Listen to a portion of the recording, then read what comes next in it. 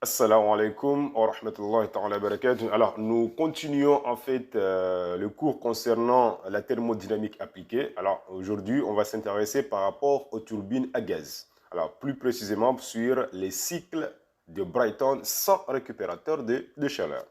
Alors, comment fonctionne une turbine à gaz dans le cadre de la production de l'énergie électrique? Alors, le système il est constitué d'abord d'une turbine à gaz, que vous voyez ici. Là, vous avez la partie échappement. Alors, d'une chambre de combustion, là où on va réaliser la combustion entre le gaz naturel et l'air en question. Vous avez ici le compresseur qui permet de comprimer l'air en question. Ce compresseur-là, donc pour nous, il sera des types axial. Hein. Alors, vous avez ici l'arbre à accoupler à l'alternateur. Hein. Il faut comprendre que notre but, c'est de générer une puissance mécanique visant à entraîner un alternateur. D'accord? C'est ça l'objectif. Alors, ici, on peut voir que le système est composé globalement d'une turbine à gaz, d'une chambre de combustion, d'un compresseur de type axial et aussi, donc, on peut voir ici l'arbre ici d'accouplement, d'accord? L'arbre que nous avons ici. Donc, on va relier par rapport à notre génératrice. Alors, maintenant, on va s'intéresser plutôt par rapport au fonctionnement, parce que c'était la description, hein, les éléments qui constituent un peu le système. Alors, comment fonctionne la turbine à gaz dans le cadre de la production d'énergie électrique? Alors, tout d'abord, je vais représenter ici les éléments qui constituent le système. D'abord, le compresseur, ensuite la turbine. Alors, on y voit ici que la turbine à gaz est directement accouplée par rapport à quoi? Est reliée par rapport au compresseur à travers cet arbre-là. D'accord? Ça, c'est l'arbre d'accouplement. Donc, moi, je peux présenter cet arbre qui est là, donc, qui permet de relier n'est-ce pas, donc, l'interaction entre la turbine à gaz et le compresseur. Parce qu'il faut comprendre que l'énergie mécanique produite par la turbine sera donc une partie donc, pour entraîner l'alternateur et une partie pour entraîner le compresseur. C'est de ça qu'il s'agit. Hein. Voilà. Alors maintenant, ensuite, nous avons la chambre de combustion. Je vais la représenter comme ça. Alors, le fonctionnement va se dérouler comme suit. Tout d'abord, il y a d'abord l'air, n'est-ce pas? Le compresseur va essayer de comprimer l'air extérieur, n'est-ce pas? Donc, cet air doit être comprimé. Ensuite, envoyé vers la chambre de combustion. Alors, une fois que l'air est comprimé, donc on va avoir une augmentation de la pression ainsi qu'une augmentation de la température. Alors, arrivé au niveau de la chambre de combustion, on va maintenant injecter, donc, ou bien on va donc injecter le combustible. Hein. Donc, en injectant le combustible dans la chambre de combustion, nous allons réaliser ce qu'on appelle une réaction de combustion, visant à faire quoi? À augmenter en fait la température des gaz. Alors, les gaz issus de la combustion, qui sont des gaz chauds, vont pouvoir maintenant entraîner la turbine. Alors, une fois la turbine entraînée, l'arbre de la turbine va se mettre en rotation. Alors, cette rotation donc, va engendrer une énergie mécanique rotative, donc visant à entraîner donc d'une part d'abord le compresseur et d'autre part maintenant l'alternateur qui sera ainsi accouplé. D'accord? Ce que je vais montrer ici. Hein. Ça, vous avez l'arbre permettant d'accoupler, si vous voulez, en fait, l'alternateur. Maintenant, les gaz issus de la détente vont être directement acheminés vers l'échappement. Ce que vous voyez ici. Hein. Ouais, ça, c'est l'échappement. Là où vous aurez donc, on va faire dégager les gaz issus de la détente. Alors, mais là, globalement, ce qu'on peut dire, c'est quoi? C'est que le système reçoit de l'énergie lors de la phase de combustion. Alors ici, pendant la phase d'échappement, le système va perdre de l'énergie. D'accord? Globalement, bien sûr. Alors maintenant, ça c'est le fonctionnement. Alors on peut voilà, synthétiser d'une manière en fait simple hein, en disant tout simplement que au départ, il y a d'abord de l'air extérieur, donc à la pression atmosphérique bien sûr. Le compresseur comprime cet air en augmentant sa pression ainsi que sa température. Alors là, on va renvoyer maintenant l'air dans la chambre de combustion où on va mélanger avec du quoi? Avec du combustible, créant ainsi la réaction de combustion. On récupère les gaz chauds issus de la combustion pour entraîner la turbine. D'accord? C'est parce que c'est une turbine à gaz. Donc, alors, à ce moment-là, la détente va nous permettre ici, donc va permettre à la turbine de générer une énergie mécanique. Cette énergie mécanique va entraîner d'abord l'alternateur et d'autres parties maintenant pour entraîner le compresseur. Donc maintenant, on récupère les gaz chauds issus de la détente, n'est-ce pas? On va les envoyer vers l'atmosphère via en fait la conduite d'échappement. Vous voyez ce que vous voyez là? Ça, c'est la conduite d'échappement. Alors maintenant, ça, c'est le côté fonctionnement. On va maintenant s'intéresser par rapport au cycle. Comment peut-on tracer le cycle de Brayton sans récupérateur de chaleur? Alors, tout d'abord, on va reprendre notre schéma d'installation de la turbine à gaz. D'accord? Maintenant, pour tracer le cycle, tout d'abord, on va tracer ce cycle-là dans le diagramme TS. Donc, vous avez l'entropie et là, vous avez la température. Alors, tout d'abord, quel est le mécanisme de l'air entre l'étape numéro 1 et le point numéro 2? Alors, ici, nous avons le compresseur. Il s'agit de quoi? Il s'agit d'une compression. Alors, je rappelle que la compression ici, c'est une compression qui est adiabatique irréversible et non réversible. Hein? Le point 1 et 2. Alors là, on va tracer la compression irréversible.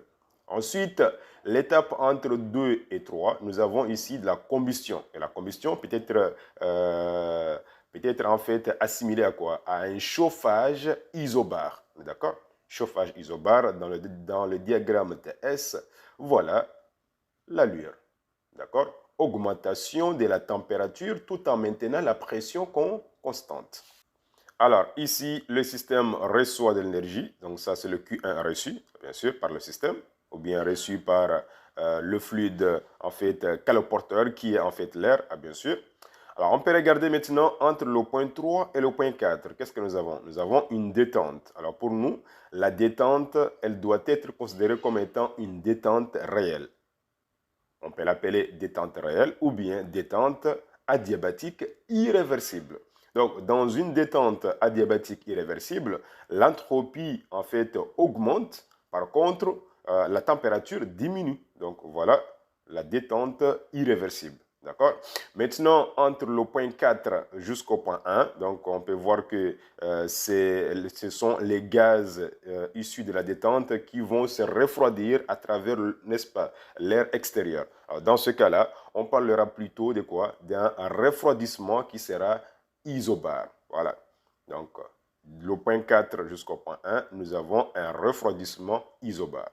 Alors maintenant, les différentes quantités d'énergie mises en jeu. Tout d'abord, vous avez le Q1 qui est reçu, donc dans la phase de combustion. Ensuite, on peut parler du Q2 qui est cédé par le système dans la phase ici, donc entre le point 4 et le point 1, qui est le refroidissement isobare. Ensuite, nous avons le travail mécanique qui sera donc absorbé, ou bien, n'est-ce pas, donc requis par rapport au compresseur. Nous avons le travail mécanique produit par quoi? Par la turbine. La turbine à gaz. Alors, maintenant, on va représenter le cycle théorique. Alors, théoriquement parlant, si on tient compte de l'aspect théorique, on peut dire que la combustion entre le point 1 et le point 2, donc si on considère une compression isentropique, alors on aura ceci. Donc, entre le point 1 et le point 2S. Alors, là où vous voyez S, cela signifie en fait, est théorique. Hein? Voilà. Donc, entre le point 1 et le point 2S, si on considère une compression isentropique ou bien une compression adiabatique réversible, dans ce cas-là, donc, vous aurez ici une conservation de quoi? De l'entropie. Donc, l'entropie du point 1 est égale à l'entropie du point 2S. D'accord? Voilà donc la compression isentropique. Pardon, voilà, c'est ça. Alors, entre 1 à 2S, nous avons la compression isentropique. Ensuite, on peut regarder ici, entre le point 3 et le point 4S, nous avons aussi la détente isentropique. On avait dit qu'une détente isentropique, c'est une détente qui peut avoir lieu avec conservation de l'entropie. Donc, on voit très bien ici que l'entropie se conserve. Hein? Donc, l'entropie du point 3 est égale à l'entropie du point 4S. Donc, nous avons ici ce qu'on appelle une détente isentropique. D'accord? Voilà. Donc là, on y voit très bien que voilà, le cycle théorique, c'est quoi? C'est le 1, 2S, 3, 4S, 1. Le cycle réel est 1, 2, 3, 4, 1. D'accord?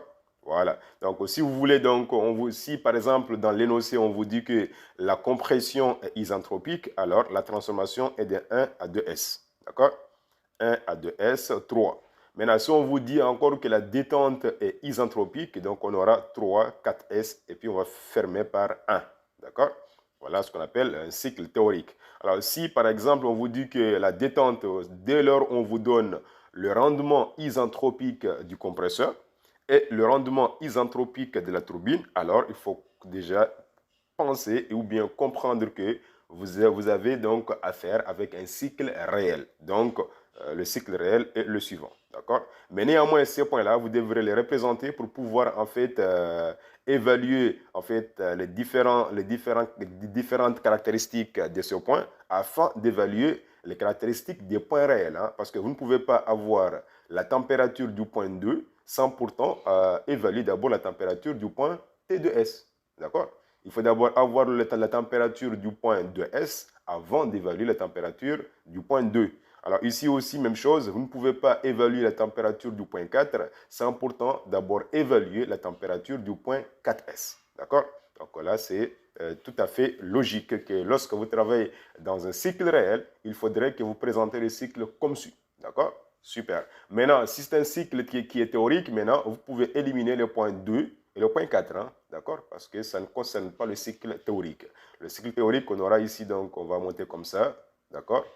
Jusqu'à 2S, ensuite monter jusqu'à 3, ensuite descendre jusqu'à 4S et enfin fermer ici. Voilà le cycle théorique. On y est. Voilà, maintenant, on va évaluer les différentes quantités d'énergie. Alors, comment calculer maintenant le travail de compression? Le travail de compression donc, sera calculé par cette formule-là. On aura donc WC égale à H2S pour la partie théorique, d'accord, moins H1. Alors, si vous avez les enthalpies, c'est bon. Si vous n'avez pas les enthalpies, donc on peut les calculer à partir des températures. Donc, le travail théorique de compression sera égal à CP, facteur de T2S moins T1. Donc, quand vous évaluez la partie théorique, on va prendre la température sortie théorique sur la température entrante. D'accord? Alors, le travail maintenant réel, ça sera égal à H2 moins H1, ou bien en fonction de la température, on aura CP facteur de T2 moins T1. Alors, pour ce qui concerne maintenant la quantité de chaleur fournie au fluide moteur qui est l'air, la formule est la suivante, hein, c'est le Q1. De manière théorique, hein, on aura donc H3 moins H2S. D'une manière réelle, on aura donc ici H3 moins H2. D'accord? Maintenant, si vous avez les températures, vous pouvez l'évaluer en fonction de CP. Alors, même chose dans le cas réel. Maintenant, pour ce qui concerne le travail mécanique produit par la turbine. Alors, le travail mécanique théorique, hein, on aura donc H4S moins H3. Ça, c'est de manière théorique. Le travail mécanique, n'est-ce pas, donc de la turbine réelle, on aura donc H4 moins H3. Donc, si vous avez les températures, on aura donc CP facteur de T4S moins T3 dans le cas du travail mécanique théorique. Dans le cas du travail mécanique réel, on aura CP facteur de T4 moins T3. D'accord? Voilà. Maintenant, pour ce qui concerne maintenant le Q2 ici, c'est la quantité de chaleur CD. D'accord? Comment l'évaluer? Donc, de manière théorique, hein, on aura donc H1 moins H4S. Et de manière réelle, on aura ici donc H1 moins H4. Alors, si vous avez les températures, même chose. Hein. Voilà. Ensuite, maintenant, l'élément qui nous intéresse, c'est l'énergie, en fait, qui sera transmise vers l'arbre de l'alternateur. Alors, pour l'avoir, on calcule ce qu'on appelle le travail net. Alors, le travail net égale à combien? On va prendre le travail mécanique généré par la turbine à gaz et que nous allons en fait retrancher en fait le travail requis par le compresseur. D'accord? Donc là, on aura ici le travail net est égal au travail total produit par la turbine qu'on va maintenant retrancher le travail mécanique requis par le compresseur. Parce que n'oubliez pas que la turbine, en fait, doit produire de l'énergie mécanique entraînant à la fois le compresseur et aussi l'alternateur. Donc, pour trouver, en fait, l'énergie mécanique qui ira, en fait, au niveau de l'arbre de l'alternateur, on doit prendre l'énergie totale mécanique produite par la turbine qu'on va retrancher, en fait, l'énergie massique, n'est-ce pas, requise par le compresseur. Raison pour laquelle la formule ici est toujours appliquée. Dans le cas de fonctionnement d'une turbine à gaz, on aura que le travail mécanique, en fait, ici au niveau de l'arbre de l'alternateur, sera égal au travail mécanique total produit par la turbine, qu'on va retrancher le travail mécanique, n'est-ce pas, requis par le compresseur. Voilà. Ensuite, on peut maintenant évaluer le rendement thermique théorique et réel du cycle. Alors, pour évaluer le rendement théorique, on va poser la formule. Le rendement théorique en fait, du cycle est défini par cette fameuse relation. Donc, on prendra le travail net qu'on va diviser par la quantité de chaleur en fait reçue. D'accord? Le Q1. Alors, ceci est égal à 1, aussi moins la valeur absolue de Q2 sur Q1. Alors, Q2, je rappelle que c'est la quantité de chaleur cédée, d'accord, par le système. Hein. Alors, ici, en remplaçant en fait l'expression de Q2 et Q1, alors on peut se retrouver à cette fameuse relation. Donc, le rendement thermique d'une turbine à gaz est égal à 1 moins T4S moins T1 sur T3 moins T2S. Alors, ici, moi, je ne fais que remplacer l'expression de Q1 de manière théorique. Hein, parce que Q1, de manière théorique, on aura T3 moins T2S. On y est. Alors, le Q2, de manière théorique, en valeur absolue, on aura donc T4S moins T1. Le tout multiplié par CP. Mais les CP vont se simplifier. On est d'accord? Alors, pour avoir maintenant le rendement en fait thermique réel du cycle, alors il faudra tout simplement venir ici, hein, remplacer là où vous avez 4TS et remplacer par T4. Vous enlevez tout simplement S, S, et là vous aurez directement le rendement réel. Alors ici, même chose, hein, on peut remplacer ici W net entre parenthèses réel, Q1 entre parenthèses réel, d'accord? Q2 réel, Q1 réel. Et de là, on peut avoir cette fameuse relation. Donc, le rendement réel, on peut prendre le W net réel divisé par le Q1 réel. Et de là, on peut se retrouver à cette fameuse relation. Alors, on enlève seulement là où il y a S, j'aurai 4, j'aurai 1 moins T4 moins T1 sur T3 moins T2 parce que T4 représente la sortie réelle côté turbine et le T2 représente la sortie réelle côté compresseur. On est d'accord? Voilà. Alors maintenant, on peut aussi exprimer ce fameux rendement de cette machine, n'est-ce pas, en fonction du taux de compression. Alors d'abord, je rappelle d'abord encore une fois que le taux de compression, dans le cas d'un compresseur, c'est défini par rapport à cette relation. Donc, taux indicé est égal à P2, d'accord, sur P1. Or, on sait que la transformation qui est là, c'est une transformation qui est isobare. Alors, la pression P2 est égale à P2S est égale à P3. D'accord? Vous avez ici encore un refroidissement isobare. Alors, la pression P1 est égale à pression P4S est égale à pression P4. Donc, ici, P2 est égal à P3. D'accord? Et P1 est égal à P4. Donc, voici le rapport des compressions. Ensuite, allons-nous donc maintenant voir par rapport aux différentes transformations. La transformation entre le point 1 et le point 2S est une transformation qui est adiabatique réversible, donc isentropique. La transformation entre le point 3 et le point 4S est une transformation adiabatique réversible, donc isentropique. Alors, les relations suivantes peuvent être écrites. Alors, on peut appliquer la relation liée par rapport à une transformation adiabatique réversible. On aura donc que la température T2S sur la température T1 est égale à la pression P2 sur la pression P1, le tout à la puissance gamma-1 sur gamma. D'accord? Et de là, je peux tirer l'expression de la température T2S. On y est. Alors, on sait que P2 sur P1 est égal à taux. Donc là, je peux l'écrire T1 multiplié par taux à la puissance gamma-1 sur gamma. Ensuite, je peux maintenant donc me retrouver par rapport à cette relation qui est là aussi. La transformation entre le point 3 et le point 4S est une transformation adiabatique réversible. On y est. Donc, on peut aussi écrire de la même manière en disant que la température T4S sur la température T3 est égale à P4, n'est-ce pas, sur P3, le tout à la puissance gamma-1 sur gamma. Et là, maintenant, je peux tirer en fait la température T4S, d'accord, qui est là. Donc, je tire maintenant donc T4S est égal à T3, facteur de P4 sur P3, le tout à la puissance gamma-1 sur gamma. Alors ici, j'ai P3 sur P4 qui est égal à taux. Alors, on y voit ici qu'on voit P4 sur P3. Alors, comment faire pour en fait avoir le taux? Donc, on prend l'inverse. Donc, si on prend l'inverse maintenant, l'exposant qui est ici sera multiplié par moins 1. Donc, on aura ici T3, taux indicé à la puissance 1 moins gamma sur gamma. Parce qu'en multipliant tout ça par moins 1, on aura moins 1 fois gamma moins 1 fois moins 1, ça donne plus 1. On aura 1 moins gamma sur gamma.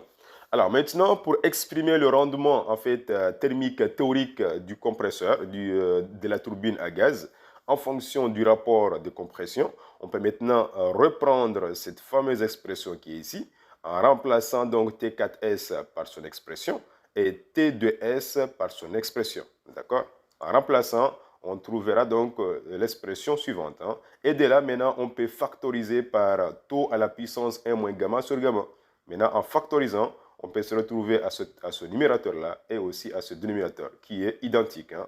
On peut simplifier et de là, on peut retrouver l'expression en fait générale du rendement théorique en fait du cycle lié par rapport au cycle de Brighton sans récupérateur de chaleur.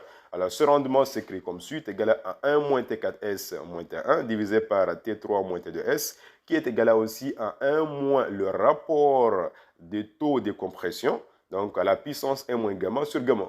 Donc, voici donc l'expression du rendement théorique du cycle de Brighton sans récupérateur de chaleur. Voilà en tout ce qu'on pourrait dire par rapport à ce cours-là, concernant la partie cycle de Brighton sans récupérateur de chaleur. Alors maintenant, on va aller à une application, n'est-ce pas? On va appliquer cela donc par rapport à un problème pour mettre en évidence les différentes relations établies. Je vous propose maintenant l'application suivante. Hein. Alors, pour nous, dans le TD concernant la thermodynamique appliquée, il s'agit de l'exercice numéro 9. Hein. Voilà, super.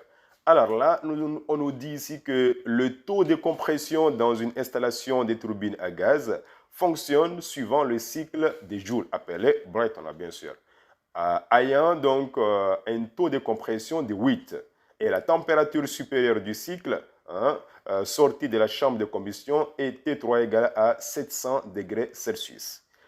Et celle en fait du débit d'air de 20 kg par seconde est de T1 égale à 20 degrés Celsius.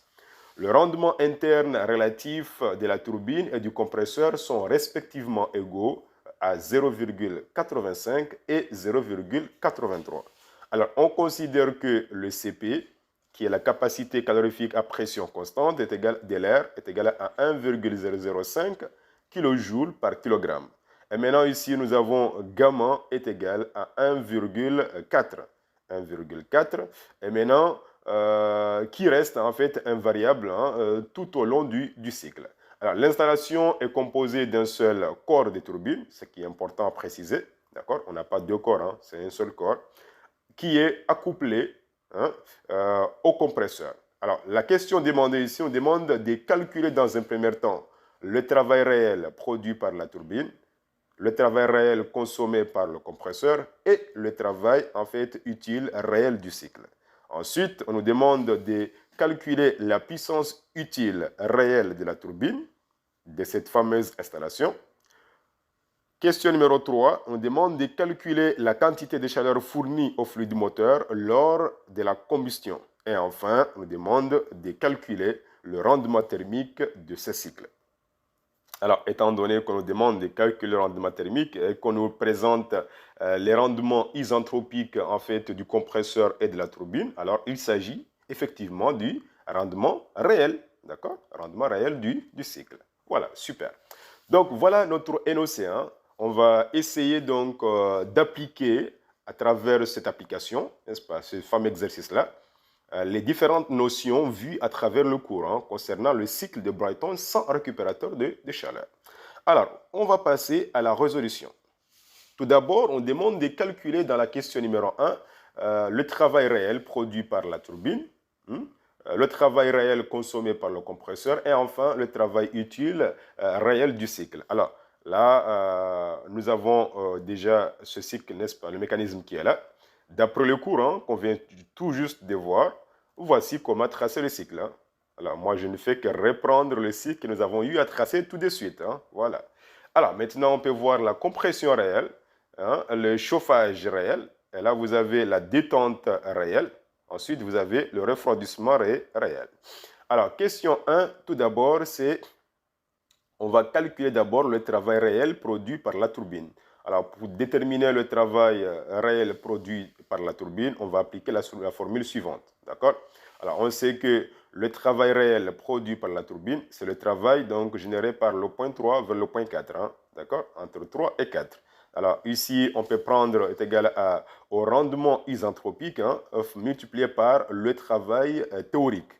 Ou bien, vous pouvez appliquer la formule vue dans le cours en disant que le travail réel est égal aussi à CP facteur de T4 moins T3. D'accord?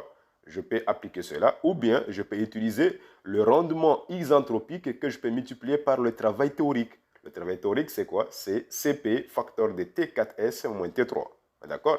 Alors maintenant, quels sont les inconnus? Alors pour nous, en fait, on connaît la température T3.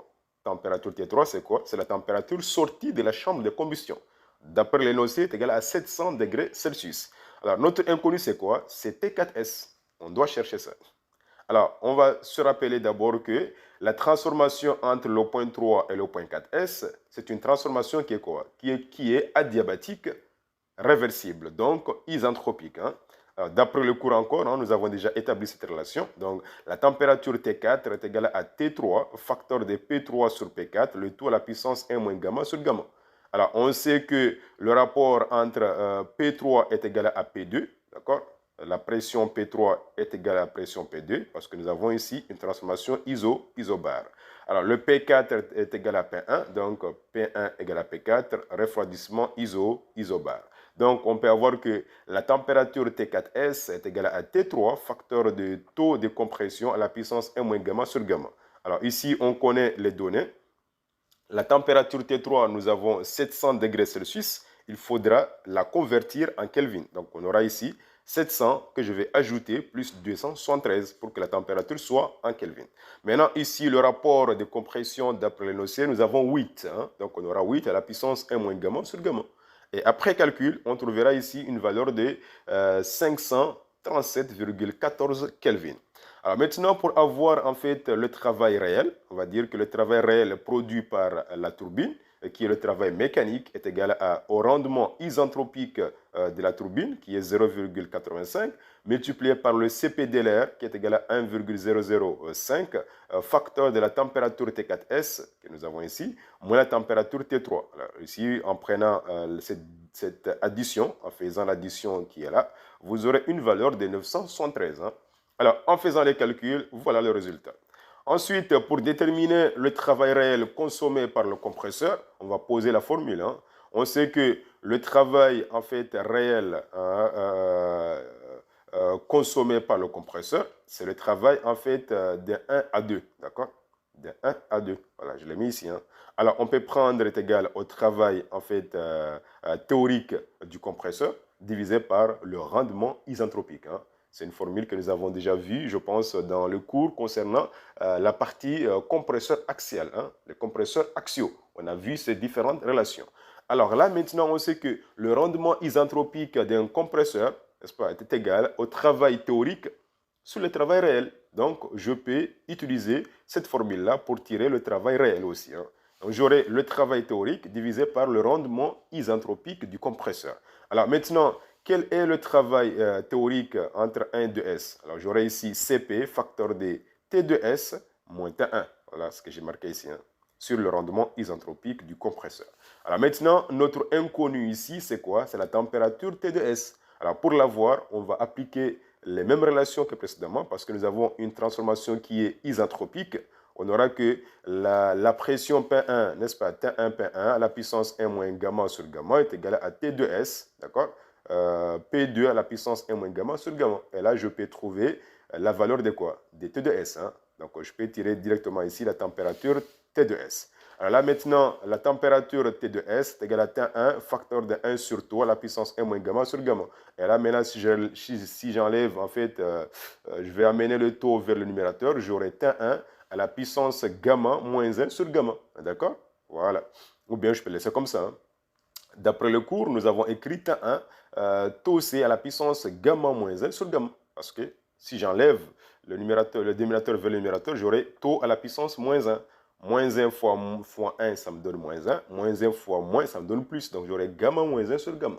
On y est. Alors là, maintenant, je peux faire l'application numérique pour trouver la température T2S. Alors, on trouve une valeur de 530,75 Kelvin. Et à partir de là, vous pouvez facilement donc faire l'application numérique pour trouver le travail en fait consommé par le compresseur, qui est exprimé ici en kilojoules par kilogramme. Pourquoi? Parce que le CP ici est exprimé en kilojoules par kilogramme. On y est. Voilà. Très bien.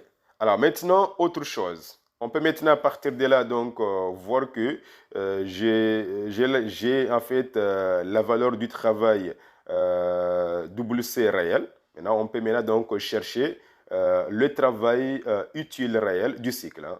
Alors, le travail utile réel du cycle, c'est quoi? C'est le travail net, hein. Alors, pour l'avoir, on va appliquer cette fameuse relation.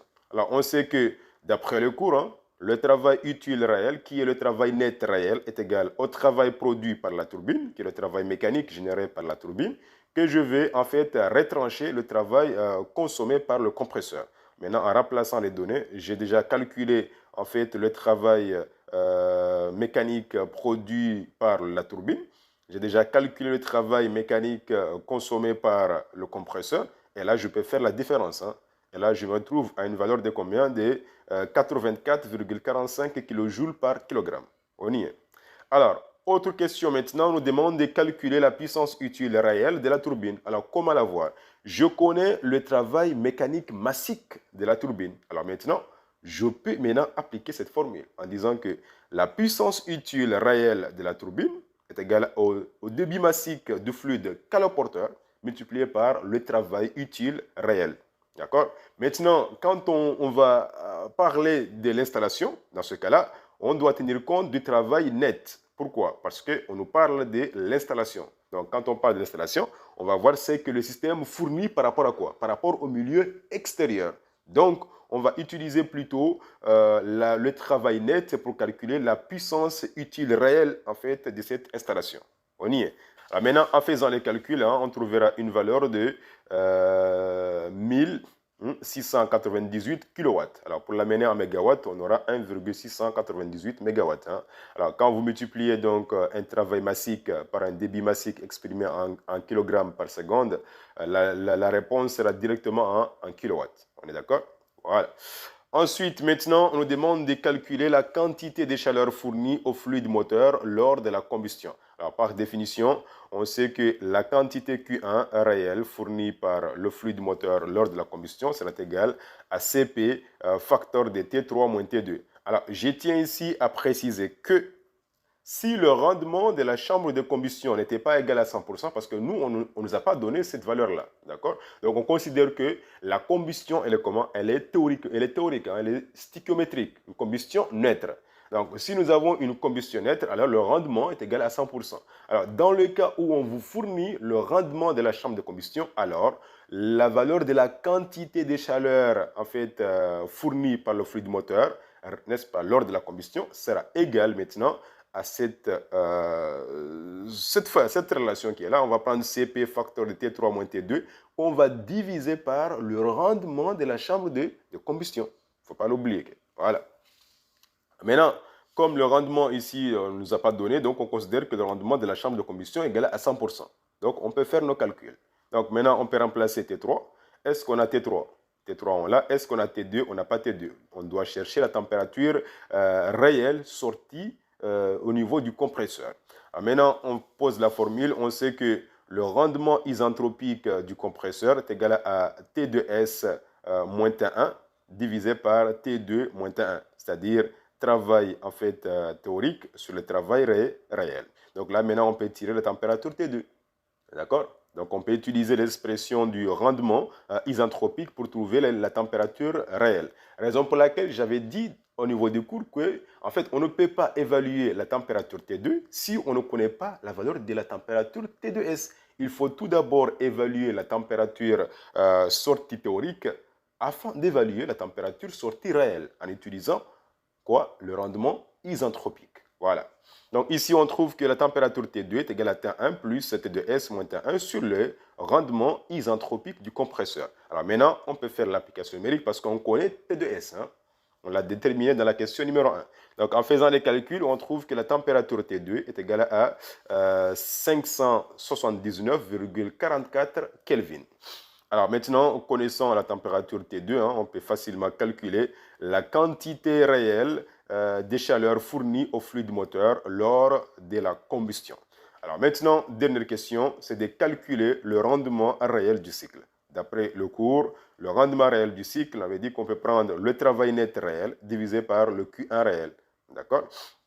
Le Q1 réel que nous avons ici, c'est égal à combien? Le Q1 réel, voilà, nous l'avons déjà calculé là. On a sa valeur.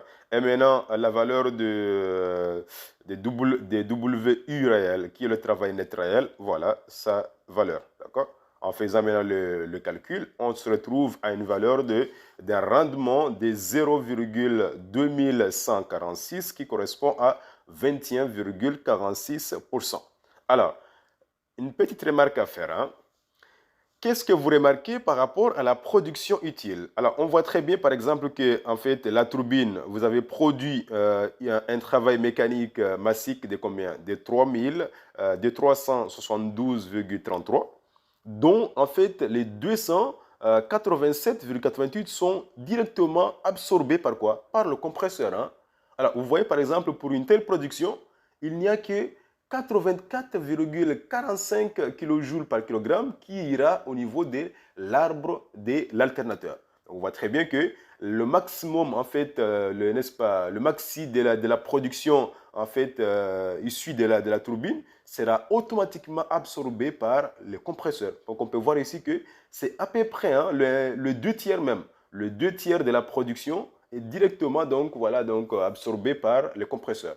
Alors, raison pour laquelle on verra dans le prochain cours comment en fait améliorer le rendement d'une turbine à gaz dans le cadre de la production de l'énergie électrique. D'accord? Donc, on va maintenant, au lieu d'utiliser un cycle sans un récupérateur de chaleur, on va utiliser un cycle avec récupérateur de chaleur afin de pouvoir quoi? D'améliorer le rendement généré par le cycle.